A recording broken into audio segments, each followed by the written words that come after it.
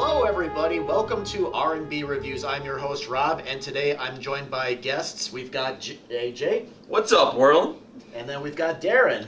Greetings again. And we've, they've been on the channel before. We've reviewed mostly Marvel movies and a few things here and there. Well, last night we went to the opening night of The Marvels. It's the latest Marvel Cinematic Universe film. It's got Brie Larson's Captain Marvel from the Captain Marvel movie and, of course, the Avengers Endgame. And then we have the continuing story of Monica Rambeau, who first appeared as a kid in Captain Marvel and then appeared in WandaVision and got her powers. And then we have Ms. Marvel from the series that's on Disney+. So all three of them kind of get forced to sort of be teamed up against a villain. What was her name? Delbar? Yes. Darben. Darben, yes. And then, of course, so that's basically... I don't even remember her name. I don't think she deserves me to remember her name. She's not memorable, although we know she's Tom Hiddleston's main squeeze, Loki's main squeeze. So that's how she got in. That helps. Well, we don't know. But anyway... It's not about what you know, it's who you know. Well, I will say this. My first impression when I saw the trailers was I thought, okay, this movie's going to look average, but I ended up going to the movie, and there weren't a lot of people at our screening, but I went to the movie, and I got to say, it was good, not great. What did you guys think? I thought it was bad. Oh, it was really? very bad. Oh, really? I mean, on a Marvel scale, it was awful. Hashtag, I will say, I thought that, me too. Yeah.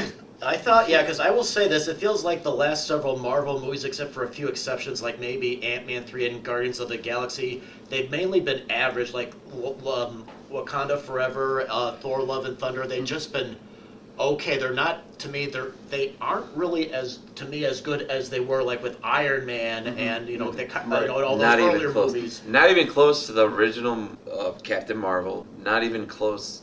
Like, I like the show, Miss Marvel. I liked her character. Yeah, I like the yeah, actress there. good. But this movie looks like it should have been out a long time ago. Long time. And a long time ago it was rushed because it came right after COVID. And it should have been out when Thanos was still the main guy. And there's a plot line there. There's going to be a lot of spoilers ahead. We're going to be doing a lot of spoilers. So just to warn you stop guys. watching now. Yeah. We're not going to spoil that much. I mean, it spoiled itself. Like random things would happen. Like I feel like two guys were on acid and they're like, all right, we're just gonna have these cats eat everyone because we can't get everyone to the place we want them to. Right. Yeah, I do agree with you. The movie didn't feel rushed. This is supposed to be the shortest Marvel movie, shorter than Love and Thunder. I will say this, there were some good, I felt like I liked certain sequences rather than the whole movie itself. Like I love the scenes with Ms. Marvel's family where they're talking together. I liked the three of them coming together. But yeah, sometimes there'd be random things that just seemed to come out of nowhere and didn't always feel like, why is it happening? And I felt like, I wouldn't say it felt rushed, but I felt like there was stuff missing. I don't know if they got cut. Like, for example, the villain is trying to... Darben. Darben's trying to take elements from different planets because her planet is like dying. Ronan's like stepsister, basically. Yeah, basically, like when they go to not intimidating at all. He has the same hammer. Yeah, I mean, she wasn't. Yeah, I agree. She was From bland. Holland. She wasn't really that interesting of a villain. I mean, I get her backstory, but I'm like, she's not an interesting villain. They should have made her blue. They might as well make her skin blue. She's Kree, but of course Marvel was Kree too, Jude Law, and he was not blue either. Darben is the male in the comic, which I don't mind when they do gender swaps. I really don't. For certain characters, okay? These characters, they span like from just from the 1960s and on, and you just want to change it just history for just creative license. And if you saw Marvel's She-Hulk on Disney Plus, it has the same humor, which I didn't mind, but the last episode was horrible. And I mean, you have elements of that playing into the Marvels. I think the directors and the producers need to start searching for actors that are like, all right, this person, no matter gender, race, is perfect for that spot. Like Hugh Jackman, Wolverine, Ryan Reynolds, Deadpool, Robert Downey Jr., Iron Man. Okay. perfection. When they went to the planet where the language was you had to sing, Oh my god. it becomes a musical. It's a Disney movie. shitstorm. I mean, like, Mid-movie. But, like, I mean, yeah. it makes me really worry about Joker coming out because that's supposed to be a musical, but at least Lady Gaga and Joaquin Phoenix are in it. I don't think you have anything to worry about. But it was just so awkward. Not and with those actors. It was like, it reminded me of the first thing I turned to Darren and I go, this reminds me of Sound of Music. Yeah. Except when they're singing, it did not make sense. They're just like... And then I said to JJ that it reminds me of Beauty and the Beast, all on acid. Yeah. So- And I think they wanted to get some Korean viewership there. So they're like, they got him in it. He's very popular in Korea. So boom. Yeah. Those viewers. And I still bomb. thought he would have sang better. I thought Brie Larson would have sang better. I mean, She's talking in auto tune. Maybe she's not a singer. You never know. Then why did they make her do that? Right. Yeah. Let's make our lead sing if she's not a singer. Yeah. Well, she was very difficult to work with. I heard. Hence why I heard there's going to be no trilogy. So there's going to be no Captain Marvel 3. And after this movie, there shouldn't be. Yeah, because I did see the Hollywood Reporter says this movie is one of the lowest money makers with Marvel right now. Like it's not doing well at the box office already. Yeah, but who really shined was Miss Marvel herself. Yes. Iman Vallani. Yes. I'm hoping I pronounced that right. Iman and then of course Monica Rambeau, Teyonah Parris herself, she was amazing in WandaVision, where she actually acquired her powers. And we hear more about that, but she doesn't go like by the comics where she's Photon and then Spectrum and all that. That's yet to be seen in this movie. But I do really love the CGI in this movie. I mean, I could see like if they did push it back, it was definitely to make CGI better, because lately in all superhero movies, like even Ant-Man's CGI wasn't on par. This was in the step in the right direction CGI wise. Yeah. But again, like how JJ said, when they went to the musical planet and when the cats came and all that, it's just like they were definitely tripping on something, and I'm like, is this really necessary? I mean, I could see, like, this movie did have substance in the beginning, and then it just fell apart. It's like Disney just shit all over everything. I don't know. I don't quite agree with that.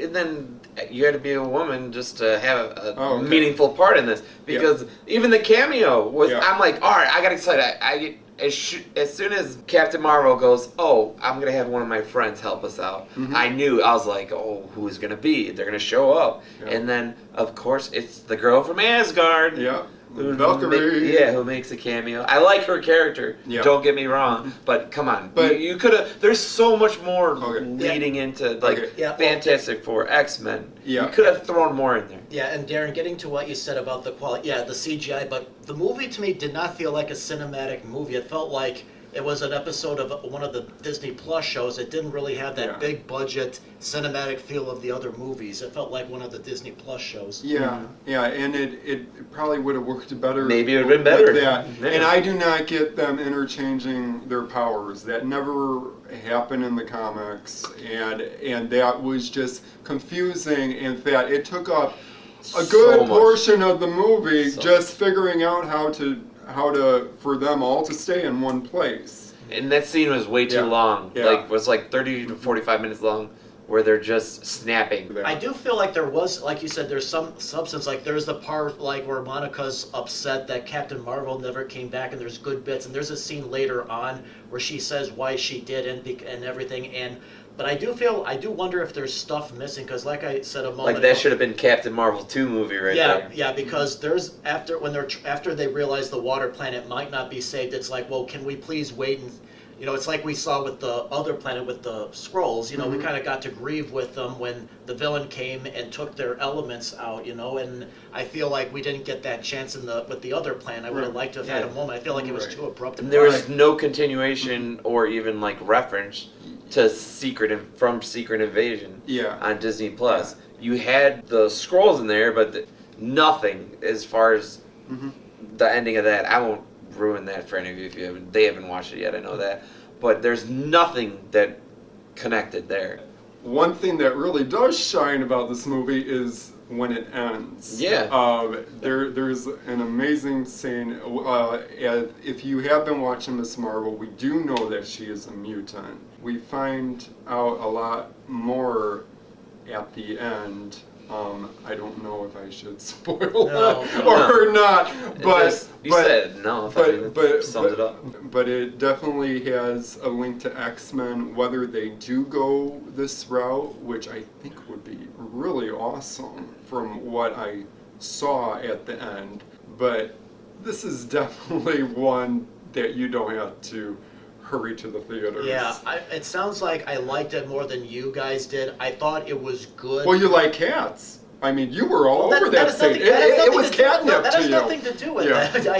I think it's good. It's got some nice moments. I love the humor. I love the action scenes were good. I love the chemistry between the three Marvel characters. I thought they were great. I liked some of the backstory about why with Captain Marvel, and even though the villain didn't work, I liked her backstory too. But I felt like even though it wasn't as rushed as Love and Thunder, Thor, I felt like there was stuff missing, stuff was too abrupt, stuff was too thrown together. It felt like, I would say this one you don't have to run to the theaters and see. I would say wait till you can catch it at home.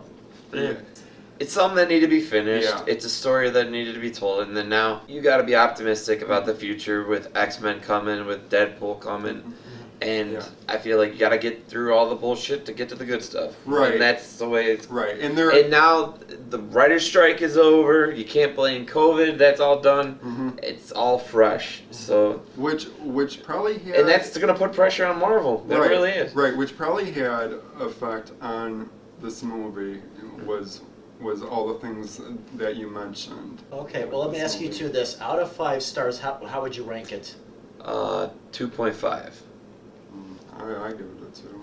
I would give it a 3. I mean, I thought it was entertaining and it was fun at times, but it's not one of the best Marvel movies. Just in the beginning, and then when the evil Disney scenes came in. The Disney agenda. It just ruined it.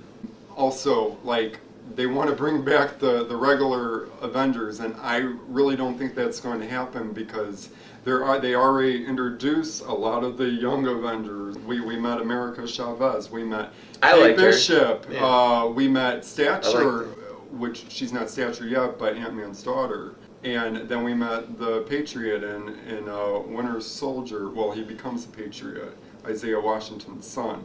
And then we have Kid Loki, and I mean, it seems like a step in the right direction. And then, of course, Vision comes back to lead them. So you do have some regular Avengers, original Avengers entering the mix there. Well, let me ask you this. Do you think that because, we lost Iron Man and, Guardians seems to be going, away as well as, maybe Thor, do you think introducing these new characters, they just aren't as beloved as Robert Downey Jr.'s Iron Man or Chris Evans' Captain America? Do you think they just haven't filled the void very well? I don't think that these characters will look good on a lunchbox, on shirts, on other merchandise. We have our standards. We have Captain America. We have Iron Man. That's the Hulk. I mean, that's the characters that we came to know and love. Mm-hmm. And why you're going to try and change that, but at the same time, it's like whether the actors, wanted to do it or not. But times are changing, and it's time to change with them. So, I mean, maybe there's hope for them. But right now, like, it came out, like, Marvel is in shambles. And I thought that they were a step from DC, but it looks like the new Aquaman coming out might change that. Well, there's talk about superhero fatigue. Do you think that's taking off? Spielberg predicted that superhero fatigue would eventually come. I mean, at this point, yes, because nobody knows what the hell they're doing. I mean, they have to get also better writers for these characters too. Like, I was all for Loki season 1. Loki season 2 is just, it was just so repetitive. You can definitely see visually the writer's block that was going on until the last episode. I mean, That's a problem. I think the That's a problem. Yeah, because I think the problem is Endgame was the peak. Yeah. And because we lost a couple of characters, now Marvel had to replace them, and I just feel like because that was such a pivotal moment. I don't think most of the films that came after have come close to, the quality of, if not Endgame or the earlier Marvel ones. They're just, most of them to me were just average. There's nothing. There's no Iron Man 1, Right. no Right. Avengers. It's like nothing has quite gotten to that level. A few rare occasions, like I said, I liked Guardians of the Galaxy Volume 3. I thought that, the Spider-Man, the last Spider-Man we got was a good one. But I feel like Wakanda Forever, Love and Thunder, they were just okay. They were, Yeah. There's no primary character that they're just be like, all right, they're gonna drive whatever's happening, movies and shows, from that primary character. Now, I heard for Secret Wars, they might have Tobey Maguire and Hugh Jackman as Wolverine and Spider-Man lead. So I feel like maybe that would fill the roles. I don't know. Yeah. We'll see. Yeah, we'll just have to see. Yeah. Who takes on that mantle and becomes these iconic characters again, which we all know and love. But I mean, it's going to have to be a different way because you cannot get some of the original actors back. I mean, sure, Hugh Jackman came back and Ryan Reynolds and all that. Yeah, because Hugh Jackman said it was hard to stay in shape. That's not going to be true for everybody. They have to go with the younger cast if they're going to preserve these characters. Yeah. So I think another problem I've had with Marvel is because they had all these shows. Early on, you could kind of watch each one, and then thered be clues leading into the next one. Like at the end of Iron Man 2, there was Thor's hammer, but you could kind of watch these films on their own, and they did kind of add up. Now you have to. I didn't watch Ms. Marvel when it first came out, and I had to. The movie does a good job if you don't get lost, but it does help if I watched Ms. Marvel, and you had to watch WandaVision in order to get Doctor Strange 2 Multiverse of Madness, because otherwise you don't know what's going on. You have to watch all these shows and stuff in order to understand where these characters come from and why everything's tied in. I feel like that's way too much time, and I don't always have the time to do that. Right. You can't put a whole comic book in a movie, and if you try and cram it all, just like the Dark Phoenix saga, it's not going to work. It's just not. I mean, Dark Phoenix was a disaster before the Fox merger. It was not cool. I feel like if it's a good movie, people are going to see it. It doesn't matter if there's too many Marvel many superhero movies. Yeah. If it's bad, they're not going to see it. And that's in any genre. If you hear, oh, this is a good movie, you should go see it in the theaters. I think DC's going in the right direction with Aquaman, like I said. Well, they are kind of starting over again because James Gunn's over there, and of course they restarted Batman. And I know you didn't like the recent Batman. I did, but I did not like it. I just thought it was very long. I did not like it. I like what they're doing. He's a detective and not a superhero per se. It's darker. I think I like the Marvels more than Batman. Oh gosh! Than the Batman. No. I'm sorry. No. I'm sorry. No. It was just too dark for me, and it was too repetitive of things. No, I don't think it was. Well, guys, I appreciate this discussion, and now let's open this up to the viewers. If you have seen the Marvels, what did you think of it? Please post your comments in the comments box below. And do you think the superhero genre is in trouble? Do you think it can bounce back? Do you what are your thoughts about what's going on? Please post your comments in the comments box below, and please go to the page to check out some other movie reviews, whether it's newer releases or maybe a classic movie. And we got all kinds of stuff. We got other superhero movies, so please check them out, and please hit the subscribe button, and please hit the like button. And guys, Darren, JJ, I appreciate you guys coming in, giving your insight on the movie and superhero movies in general. Yes, definitely, always. And I don't know what the next Marvel movie is going to even be. It's supposed to be Deadpool 3, according to what I see, but it's not coming out till next year. July, I think. July 26th. Does Craven come out before that? I had no clue what's happening. I thought that was supposed to be this fall. Yeah. It just says coming out soon on the trailer. Yeah. Don't get me started on that. You don't even have any. So far, I'm not really convinced with that one. It's like a Morbius type. Yeah. So we might be reviewing a Disney Plus show here. Yeah, there's soon. probably a show coming up. Yeah, before. I mean, I would. Echo might be the next one. Echo, Yeah. and then Agatha, we got. Agatha Harkness. Yeah, the Coven of Chaos. And Echo will be the first rated R film from Marvel with their new Spotlight series. So I mean, they are trying something different to appeal to all audiences. Mhm. Yeah. We'll see how that turns out. Yeah. All right. All right. Well, guys. Disney spoke. Yeah. Well, guys, thanks for watching. All right. All right. Thanks. Bye.